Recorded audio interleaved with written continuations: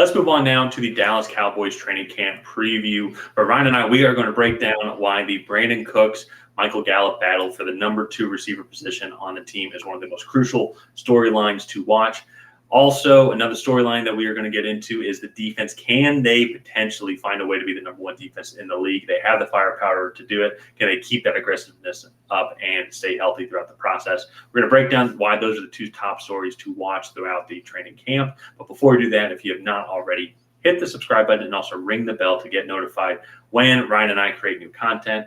We are doing a training camp preview for all 32 teams, and we will also be doing weekly prediction videos throughout the entirety of the regular season, including all of the Cowboys games. So if you want to see those videos and see those predictions, be sure to subscribe to the channel and ring the bell to get notified when those videos are released. And Ryan, let's get into it here. Let's do it. The Brandin Cooks trade, I think, was a phenomenal trade. I think they gave up like a 5th round pick for him. Yeah, it was a 5th round pick. Something very, very reasonable.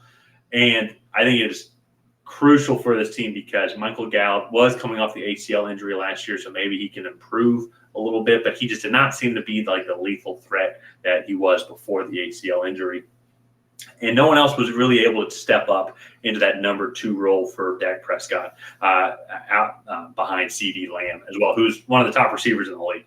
What Cooks brings to the team is that level of consistency. I think what's the stat that you always bring up? He has like 6 1,000-yard seasons. Yeah, I think he's been in the league like 9 years. He's had 5 different quarterbacks. He's had 6 1,000-yard seasons. Yeah, which is absolutely insane. And last year, it was unfortunate. It was kind of a waste of a year for him just because he had Davis Mills, Kyle Allen, and then some other, I think Brandon Allen as well. Or I'm trying to remember. There's some other random quarterback that the Texans had just because they didn't have anybody else here. And I think he only had 600-700 receiving yards because no one could throw to him.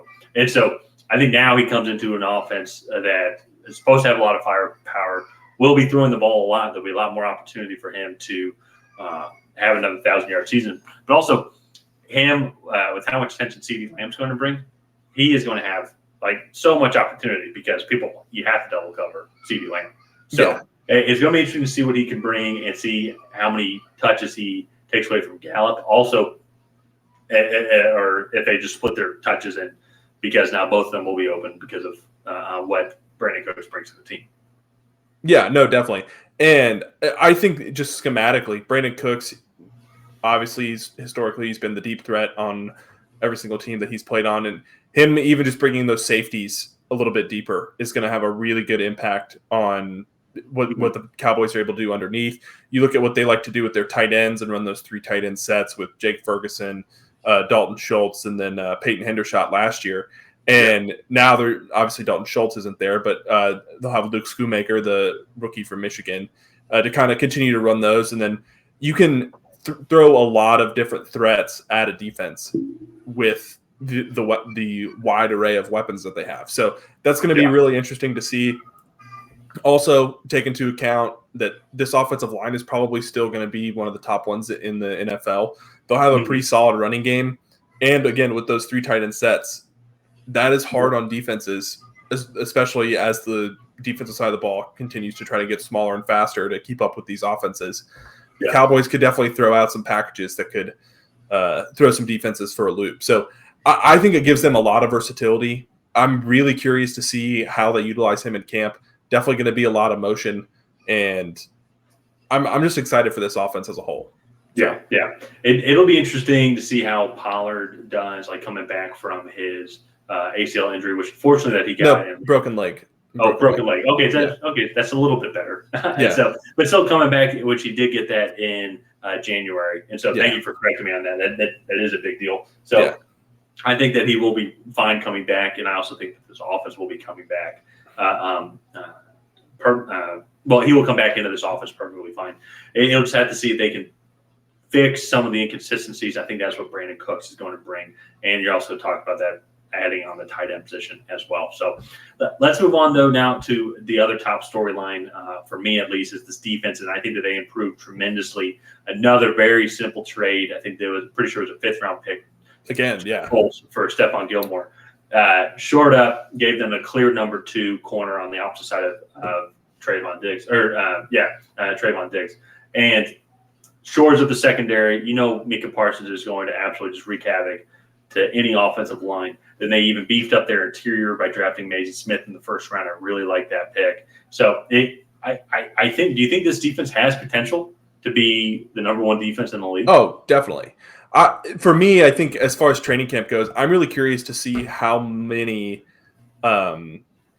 press man, zero coverage packages they look to be running. You probably won't see that right away, but once you get into some of the joint practices and then the 11-on-11s, this defense is terrifying in the fact that Micah Parsons can line up anywhere almost. Maybe not outside corner, but other than that, he can pretty much go anywhere.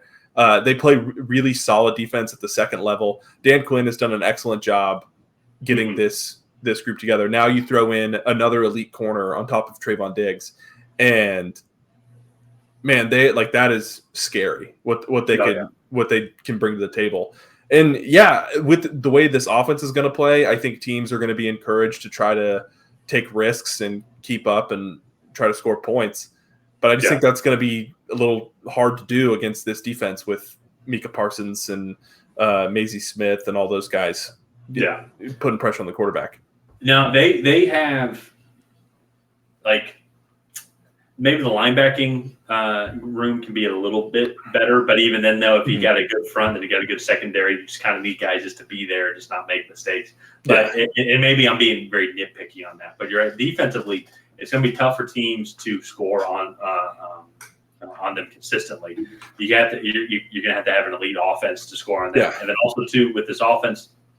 I mean, the biggest issue is just going to be, can they be consistent? We've seen Dak Prescott be inconsistent. We've seen Mike McCarthy, the head coach, be inconsistent. They don't have Kellen Moore now as the offensive coordinator.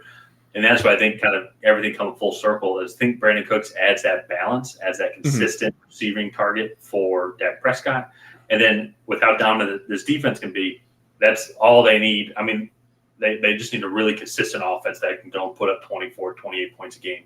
Yeah, that's asking a lot. That's easier said than done. But still, on paper, there's no reason why they shouldn't be able to do that. Tony Pollard's kind of molded into one of the top running backs in the league. Brandin Cooks has been one of the top receivers in the league. He's just been on a couple of bad Texans teams the past couple of years.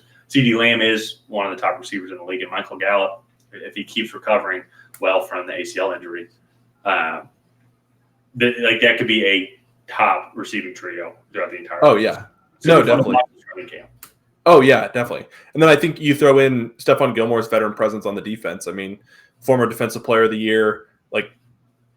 He's, I think, going to be a great mentor for Trayvon Diggs and just the rest of that defense. So I'm excited for this Cowboys team. I think they could be really good. So let's go ahead and wrap up that training camp preview here for the Dallas Cowboys. If you guys have not already, please go ahead and like and subscribe. And while you're down there, leave a comment on what you think of the Cowboys going into the 2023 season. You think they're going to be really good and be Super Bowl contenders? Or do you think that maybe some of these offseason additions were a little bit overhyped and that they might not be as good as everyone thinks they are? Let us know down below. And other than that, we'll see you guys next time.